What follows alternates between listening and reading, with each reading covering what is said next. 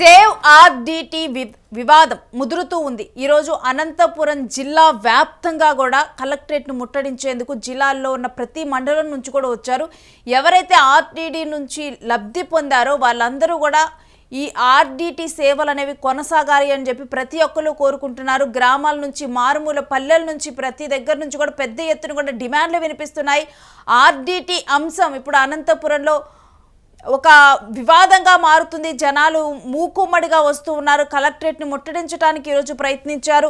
RDT close అవ్వకూడదు, RDT సేవలు అనేవి కొనసాగాలి, అనంతపురంకి ఆర్డిటి సేవలు అనేవి చాలా అవసరమని ముక్త కంఠంతో కూడా ప్రజలందరూ నినదిస్తూ ఉన్నారు. ఆర్డిటి జోలికి రావద్దంటూ కూడా లబ్ధిదారులు అయితే హెచ్చరికలు కూడా చేస్తూ ఉన్నారు. పట్టణంలో వేలాది మంది ఆర్డిటి లబ్ధిదారులు ర్యాలీలు నిర్వహించారు. సేవ్ ఆర్డిటి పేరుతో కలెక్టరేట్ను ముట్టడించారు జనం. ఇక పోలీసుల ఆంక్షలను ఛేదించుకొని సామాన్యులు సైతం ఆర్డిటి కోసం వచ్చారు, ఆర్డిటితో నిలబడుతున్నారు. ఆర్డిటి సేవలు కొనసాగాలి అనంతపురంలో అని చెప్పి వారందరూ డిమాండ్ చేస్తూ ఉన్నారు. ప్రభుత్వ వైఖరి ఏంటో చెప్పాలంటూ ప్రభుత్వం తరపున తమకి రెస్పాన్స్ అనేది ఇవ్వాలి, ఎవరో ఒకరు మాట్లాడాలంటూ కూడా కోరుతూ ఉన్నారు. ఆర్డిటిని నిర్వీర్యం చేసేందుకు కుట్ర జరుగుతుందంటూ కూడా ప్రధానంగా ఆరోపిస్తూ ఉన్నారు. Foreign contribution regulation act licence renewal చేయాలని లబ్ధిదారులు డిమాండ్ చేస్తూ ఉన్నారు. అయితే ఇవాళ కలెక్టరేట్ను ముట్టడించేందుకైతే ప్రయత్నించారు. అక్కడికి వెళ్ళటం జరిగింది. మరి ఆ తర్వాత ఏం జరిగింది? ఉద్యమ నేతలు మరి కలవటం జరిగిందా? ర్యాలీగా ఇంతమంది సామాన్యులు కూడా వెళ్ళారు. మరి ప్రభుత్వం తరపున ఎవరైనా రెస్పాండ్ అవ్వాలి అని వారందరూ కోరుతున్నారు. ఎవరైనా రెస్పాండ్ అయ్యారా లేదా? ఏంటి ప్రభుత్వ వైఖరి? ఆర్డిటి విషయంలో ప్రభుత్వ వైఖరి ఏముంది, అసలు ఏంటి అనేది కూడా ఆర్డిటి ఉద్యమ నేత కళ్యాణదుర్గం నుంచి హనుమంతరాయుడు గారు మనతో ప్రెసిడెంట్ ఫోన్ లైన్లో అవైలబుల్గా ఉన్నారు. వారితో మాట్లాడదాము. మరి ఈరోజు ఈ ఆర్డిటి ఉద్యమంలో ప్రభుత్వ పెద్దలు ఎవరైనా స్పందించారా లేదా అనేది కనుక్కుందాం. నమస్కారం హనుమంతరాయుడు గారు. నమస్తే మేడం. నమస్తే. ఈరోజు కలెక్టరేట్ను ముట్టడించడానికి మొత్తం అనంతపురం జిల్లా నుంచి మారుమూల పల్లెల నుంచి కూడా కదిలొచ్చినట్లు కనిపిస్తుంది. అవును మేడం. అనంతపురం జిల్లాలోని అన్ని మండలాల నుంచి ఆర్డిటి నుంచి లబ్ధి పొందినటువంటి ప్రతి ఒక్క ఇంటి నుంచి కూడా స్వచ్ఛందంగా ఈరోజు ఆర్డిటి లేకపోతే మాకు మనుగడ లేదు, ఆర్డిటి లేకపోతే మాకు జీవితం లేదు అని ఎవరైతే అనుకుంటున్నారో ఆ ప్రజలందరూ కూడా నిన్నటి రోజు అనంతపురం జిల్లా కేంద్రంలో ఉన్నటువంటి కలెక్టరేట్ కార్యాలయాన్ని ముట్టడించడానికి వచ్చారు. వాళ్ళ ఆవేదనను, వాళ్ళ బాధను, ఆర్డిటి లేకపోతే మాకు బతుకు లేదనేటువంటి వాళ్ళ యొక్క వాస్తవాన్ని ప్రభుత్వం దృష్టికి తీసుకుపోయేటువంటి ప్రయత్నం నిన్న పెద్ద స్థాయిలో చేయడం జరిగింది మేడం. మరి ఎవరైనా కలిసారా అధికారులను? ఎవరినైనా అధికారులు నిన్న కలెక్టర్ గారు అందుబాటులో లేకపోవడం వల్ల జాయింట్ కలెక్టర్ గారు వచ్చి మాట్లాడినారు. కానీ ఇంతమంది ప్రజలకు సంతృప్తి కలిగించేటువంటి మాట అయితే వాళ్ళు ఇవ్వలేకపోయినారు. ఈ స్థాయి అనేది ఇంత పెద్ద స్థాయి వ్యక్తులు, ఇంకొంచెం పెద్ద స్థాయి వ్యక్తులు దీని మీద స్పందించాలి. ఈ అనంతపురం జిల్లాకు సంబంధించి మాకు 3 మంత్రులు ఉన్నారు, 2 ఎంపీలు ఉన్నారు. మొత్తం ఎంతమంది ఎన్ని స్థానాలు ఉంటే అంతమంది ఎమ్మెల్యేలంతా వాళ్ళే ఉన్నారు. స్పందించాల్సింది వీళ్ళు. మంత్రులు స్పందించాలా, ఎంపీలు స్పందించాలా? ప్రధానంగా ఈ సమస్యను వాళ్ళు ముఖ్యమంత్రి గారి దృష్టికి తీసుకుని పోవాలా, ముఖ్యమంత్రి గారు మాట్లాడాలా. ముఖ్యమంత్రి గారు కేంద్ర పెద్దలతో గట్టిగా మాట్లాడితేనే ఈ సమస్యకు పరిష్కారం అనేది దొరుకుతుంది తప్ప కింది స్థాయి వాళ్ళు, జిల్లా స్థాయి అధికారులతో ఈ సమస్య ఇప్పుడు లేదు మేడం. పై స్థాయికి వెళ్ళిపోయింది ఇది. ఈ ఆర్డిటి ద్వారా సుమారు సంవత్సరానికి ఎంతమంది లబ్ధి పొందుతూ ఉంటారండి మేడం? ఆర్డిటి అనేది అనంతపురం జిల్లాలో 1969లో కీర్తిశేషులు ఫాదర్ విన్సెంట్ ఫెర్రర్ గారు ప్రారంభించారు.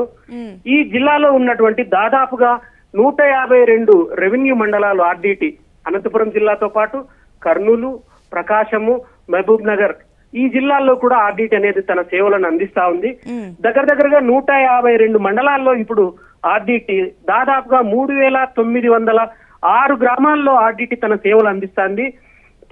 ఇది మామూలుగానే సాధారణ సేవలు అందించే దాంట్లోనే 4.5 లక్షల మందికి ఈ రోజు సేవలు అందుతున్నాయి. అంటే కుటుంబాలకి 4.5 లక్షల కుటుంబాలకి నేరుగా ఆర్డిటి నుంచి ఏదో ఒక రకంగా విద్య కావచ్చు, వైద్యం కావచ్చు, ఉపాధి కావచ్చు, మహిళా సాధికారత కావచ్చు, లేదంటే అగ్రికల్చర్ సంబంధించి కావచ్చు, వికలాంగులకు సంబంధించి కావచ్చు, బుద్ధిమాంద్యత పిల్లలకు సంబంధించి కావచ్చు, ఎయిడ్స్ పేషెంట్లకు సంబంధించి కావచ్చు, సుమారుగా 4.5 లక్షల కుటుంబాలకి ఈ రోజు ప్రత్యక్షంగా ఆర్డిటి సేవలు అందిస్తుంది ఈ ప్రాంతంలో.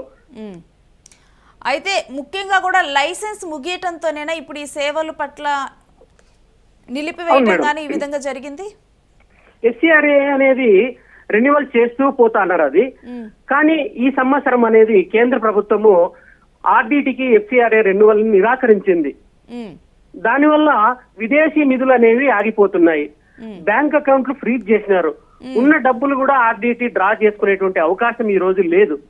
అట్లాంటి తరుణంలో ప్రజలకు ఇన్ని సేవలు అందించేటువంటి అవకాశం అనేది పోతా ఉంది. ఎందుకంటే దాదాపుగా ఈ హాస్పిటల్స్ నిర్వహణకి ఒక సంవత్సరానికి 80 నుంచి 90 కోట్ల రూపాయలు హాస్పిటల్స్ కే ఖర్చు అవుతుందని తెలుస్తుంది. ఇంత డబ్బులు మనకి ఈ ప్రాంతంలోనే ఆర్డిటికి ఇచ్చేవాళ్ళు లేరు. ఈ ఆర్డిటి సంస్థ అనేది ప్రధానంగా కూడా విదేశీ నిధుల మీద ఆధారపడి నడుస్తున్నది. ఈ విదేశీ నిధులు అనేవి ఆగిపోతే సంస్థ కార్యక్రమాలు సజావుగా జరిగేటువంటి అవకాశం లేదు. కాబట్టి ఈ రోజు సేవలు అనేవి స్తంభించిపోతున్నాయి. చివరికి ఆగిపోయేటువంటి విపత్కరమైనటువంటి పరిస్థితి కూడా ఈ రోజు ఆర్డిటికి ఉంది మేడం. మరి ఈ అంశం మీద ఎవరైనా ఇటు స్టేట్ నుంచి మంత్రిని కానీ లేకపోతే కేంద్ర మంత్రిని కానీ ఎవరినైనా కలవాలి అనే ఆలోచన ఉందా? ప్రస్తుతానికైతే వీళ్ళు కొంత మా జిల్లాలో ఉండేటువంటి ప్రజాప్రతినిధులు మేము ఈ పని చేస్తాము, ఒక వారం రోజుల్లో జరుగుతుంది, 10 రోజుల్లో జరుగుతుంది, ఈ 15 రోజుల్లో జరుగుతుంది అనేటువంటి మాయ మాటలు చెప్పి ప్రజల్ని ఇన్ని రోజులు ఆపినారు. అధికారంలో మేమున్నాము, కేంద్రంలో మేము అధికారంలో భాగస్వాములుగా ఉన్నాము, మా నాయకుడు కేంద్రంలో ఏం చెప్తే అది జరుగుతుంది, ఖచ్చితంగా మేము ఆర్డిటికి రెన్యువల్ తీసుకొస్తామనేటువంటి మాటల్ని ప్రజలకు చెప్పినారు. కానీ దాదాపుగా 3 నెలలు గడుస్తున్నా ఆ మాట అనేది వాస్తవ రూపం దాల్చలేదు ప్రజల్లో. ప్రధానంగా ఎందుకంటే ఈ రోజు ఆంధ్రప్రదేశ్ ముఖ్యమంత్రి గారు కావచ్చు, ఉప ముఖ్యమంత్రి గారు కావచ్చు, రాష్ట్రంలోని 3 పార్టీలకు సంబంధించినటువంటి మొత్తం శాసనసభ్యులు, ఎంపీలు, ఎమ్మెల్సీలు, మంత్రులు అందరూ కూడా అనంతపురం జిల్లాలో ఒక పెద్ద సక్సెస్ సభ జరిపినారు. ఇంత పెద్ద సభలో మరి వాళ్ళ సభ జరిగిన చోటికి కూతవేట దూరంలో ఉంది ఆర్డిటి ప్రధాన కార్యాలయం. ఈ జిల్లాలో ఆర్డిటి లేకపోతే అనంతపురం అనేది లేదు. అట్లాంటి సంస్థ గురించి ఒక చిన్న ప్రకటన కూడా వాళ్ళు చేయలేకపోయినారు. ఇక్కడే వాళ్ళ యొక్క చిత్తశుద్ధిని మనము అర్థం చేసుకోవచ్చు. ఆర్డిటి పట్ల వాళ్ళు ఏ విధమైనటువంటి అవగాహనతో ఉన్నారు, ఈ ప్రాంతంలో ఉండేటువంటి పేద ప్రజల యొక్క సంక్షేమం పట్ల వాళ్ళు ఏ విధమైనటువంటి అవగాహనతో ఉన్నారనే విషయం దీన్ని బట్టే అర్థమవుతుంది. కనీసం మీ లోకల్ గా ఉన్న నాయకులకైనా తెలుసా, అంటే ఎంతమంది పేదలు ఈ ఆర్డిటి వల్ల లబ్ధి పొందారు, ఎంతమంది చదువుకున్నారు, పై చదువులకు వెళ్ళారు, పెద్ద స్థాయికి వెళ్ళారు? అండ్ ఇంకొకటి ఏంటంటే ఆర్డిటి ద్వారా ఆల్రెడీ కూడా ఇప్పటికే కొంతమంది పై స్థాయికి వెళ్ళిన వ్యక్తులు కూడా ఉన్నారు. వాళ్ళు ఎవరైనా ఈ ఉద్యమంలో పాల్గొంటున్నారా? క్రమక్రమంగా ప్రతి ఒక్కరు కూడా వస్తున్నారు మేడం ఆర్డిటి నుంచి లబ్ధి పొందిన వాళ్ళు. నిన్నటి రోజు ఒక అక్క, అరుణ అక్క పేరు, వాళ్ళు నెల్లూరు, అనంతపురంలో కరోనా టైంలో అక్క బత్తలపల్లి హాస్పిటల్లో ట్రీట్మెంట్ తీసుకునింది. కొన్ని లక్షల రూపాయలు ఖర్చు చేసేటువంటి వైద్యం వాళ్ళకి ఉచితంగా అందించింది ఆర్డిటి. ఈ రోజు అంత దూరం నుంచి అక్క నిన్న కార్యక్రమంలో పాల్గొనింది, వచ్చి తన గొంతును వినిపించింది. ఆర్డిటి అనేది పేద ప్రజలు ఖచ్చితంగా ఉండాలా, మాలాంటి వాళ్ళు ఎంతో మంది ప్రాణాలను కాపాడింది, భవిష్యత్తులో కూడా కాపాడుతుంది, కాబట్టి ఆర్డిటి నిలబడాలని అంత దూరం నుంచి వచ్చి నిన్న మరి ఆ కార్యక్రమంలో పాల్గొంది. ఇలాంటి వాళ్ళు వందలాది మంది వచ్చి ఆర్డిటి నిలబడాలి, ఆర్డిటి ఉండాలని కోరుకుంటున్నారు. అంటే లైసెన్స్ ప్రతి సంవత్సరం కూడా ప్రతిసారి రెన్యువల్ చేస్తూ వస్తున్న కేంద్ర ప్రభుత్వం ఈసారి రెన్యువల్ చేయకపోవటానికి ఏమైనా కారణాలు ఉన్నాయని మీరు అనుకుంటున్నారా? వాళ్ళు సాంకేతికంగా కొన్ని కారణాలు చూపిస్తున్నారు, కానీ వాస్తవంగా అది కారణం కాదని మేము అనుకుంటున్నాం. ఎందుకంటే ఈరోజు కేంద్ర ప్రభుత్వం అనేది ఒక మత ప్రాతిపదికన నడుస్తా ఉన్నది. ఆర్డిటి అనేది క్రైస్తవ మిషనరీ సంస్థ అనేటువంటి ఒక అపోహని జనంలో క్రియేట్ చేస్తున్నారు. ఆర్డిటి ఎప్పుడు కూడా మతాన్ని ప్రోత్సహించలేదు, మత సంబంధమైనటువంటి కార్యక్రమాల్లో పాల్గొనదు, మతానికి అసలు సంబంధమే లేదు. పేద ప్రజలకు సేవ చేయడము, ఆపదలో ఉన్న వారిని ఆదుకోవడము, మన శక్తికి మించి ప్రజలకు సేవ చేయడము, ఇదే ఫాదర్ ఫెర్రర్ యొక్క ఆశయం. కానీ ఈ రోజు ప్రభుత్వంలో ఉన్నటువంటి వాళ్ళు, పాలకులు ఆర్డిటికి ఒక మతం రంగు పూస్తున్నారు. ఆర్డిటి ఈ జిల్లాలో ఉన్నటువంటి పేదవాళ్ళని సేవ ముసుగులో క్రైస్తవులుగా మారుతున్నారు అని చెప్తున్నారు అని.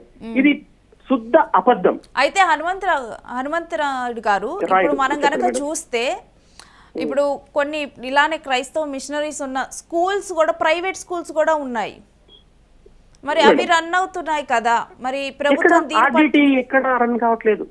ఆర్డిటి కాదండి, నార్మల్ గా ప్రైవేట్ లోనే ఇప్పుడు క్రైస్తవ స్కూల్స్ కానీ అలా ఉంటాయి కదా, అవును మేడం, చర్చ్ ఉన్న స్కూల్స్ కానీ అలాంటివి బాగానే రన్ అవుతూ ఉన్నాయి ప్రెసెంట్. వాటన్నిటికీ లైసెన్స్లు ఇవన్నీ కూడా ఉన్నప్పుడు మరి దీని మీదే కేంద్ర ప్రభుత్వం అటువంటి వైఖరి అవలంబిస్తుంది అని అనుకుంటున్నారా? చెప్తున్నాం కదా మేడం, వీళ్ళు బయటికి చెప్పే కారణాలు వేరే, అంతర్గతంగా ఉన్న కారణాలు వేరే. ఇంతమంది పేద ప్రజలు బాగుపడము ఈ ప్రభుత్వాలకు ఇష్టం లేదేమో అని అనిపిస్తుంది మాకు. మరి మీరేమైనా ఒకవేళ అదే గనక మీరు రీజన్ అనుకుంటే, ఒకవేళ గనక ఆర్డిటి ద్వారా నిధులు గనక విడుదల చేయకపోతే ఇప్పుడు ఎవరైతే లబ్ధి పొందుతున్నారో వాళ్ళ పరిస్థితి ఏంటి? మరి వాళ్ళని సెంట్రల్ గవర్నమెంటే మరి నిధులు కేటాయించి వారందరికీ నెక్స్ట్ మరి వాళ్ళ ఎడ్యుకేషన్ కానీ వాళ్ళ ఇవన్నీ కూడా చూసుకోవాలనే డిమాండ్ మీరు పెడతారా ఏంటి? తప్పకుండా. వాళ్ళు ఇప్పుడు ఏ ఏ కార్యక్రమాలు అయితే ఆర్డిటి ద్వారా జరుగుతున్నాయో, ఎన్ని స్కూల్స్ జరుగుతున్నాయి, ఎన్ని హాస్పిటల్స్ నడుస్తున్నాయి, వీళ్ళన్నిటికీ కూడా వాళ్ళు బడ్జెట్ కేటాయించి నడుపుతామంటే సంతోషమే కదా. కానీ వాళ్ళు చేయలేదనే కదా ఈ సంస్థలు ఇవన్నీ చేస్తున్నది. ప్రభుత్వాలు చేయలేకపోవడం వల్ల ప్రభుత్వాల పరిధికి మించి ఈ రోజు సమాంతరంగా, ప్రభుత్వానికి సమాంతరంగా అనంతపురంలో ఆర్డిటి అనేది సేవలు అందిస్తాను మేడం. కోవిడ్ కాలంలో చూసినాం మనము, ఏ గవర్నమెంట్ హాస్పిటల్ చేయలేనంత గొప్ప సేవ బత్తలపల్లి ఆర్డిటి హాస్పిటల్లో కొన్ని వందలాది మందిని కోవిడ్ పేషెంట్లను రక్షించినారు. వాళ్ళని ముట్టుకోవడానికి కూడా భయపడే కాలంలో ఆర్డిటి వాళ్ళందరినీ దగ్గర తీసుకుని ఒక్క నయా పైసా వాళ్ళ నుంచి ఆశించకుండా వాళ్ళ ప్రాణాలను కాపాడింది. కొన్ని వేల కుటుంబాల్లో ఈ రోజు ఆర్డిటి వెలుగులు నింపింది. అట్లాంటి సంస్థ మూసివేయడము చాలా బాధాకరం మేడం. అయితే ఇప్పుడు మూసివేయటం జరిగిందా, లేకపోతే ఈ నిధులు రాకపోతే మరికొన్ని రోజుల్లో మూతపడుతుందా? ఖచ్చితంగా మేడం, నిధులు అనేవి ఆగిపోతే మరికొద్ది రోజుల్లో మూతపడేటువంటి అవకాశం ఎక్కువగా ఉంది. ఇప్పటికే ఒక్కోటి తగ్గించుకుంటూ పోతున్నారు. రేపొద్దున ఈ నిధులు అనేవి ఆగిపోతే మొదట హాస్పిటల్స్ మీద దెబ్బ పడుతుంది, హాస్పిటల్స్ మూతపడతాయి. కొన్ని వేల మంది ఓపీ పేషెంట్లు, కళ్యాణదుర్గం కావచ్చు, కన్నేకల్ కావచ్చు, బత్తలపల్లి కావచ్చు, వాళ్ళందరూ రేపొద్దున ఎక్కడికి పోవాలి? ప్రభుత్వ ఆసుపత్రుల మీద భారం అనేది అధికమవుతుంది.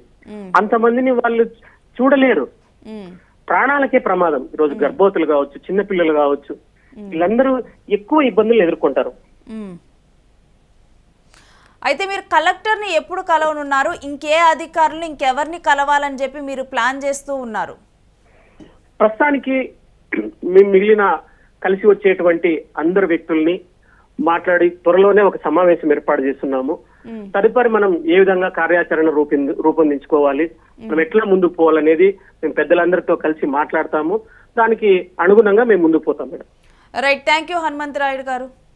Thank you so much.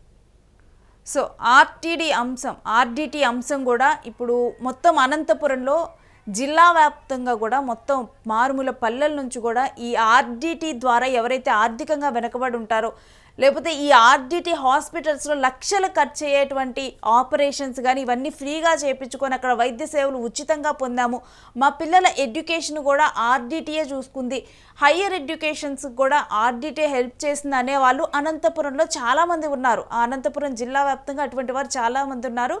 అలాంటిది ప్రతి సంవత్సరం కూడా లైసెన్స్ని రెన్యువల్ చేసుకుంటూ వెళ్ళి నిధులు ఏదైతే ఫారెన్ నిధులు వచ్చాయో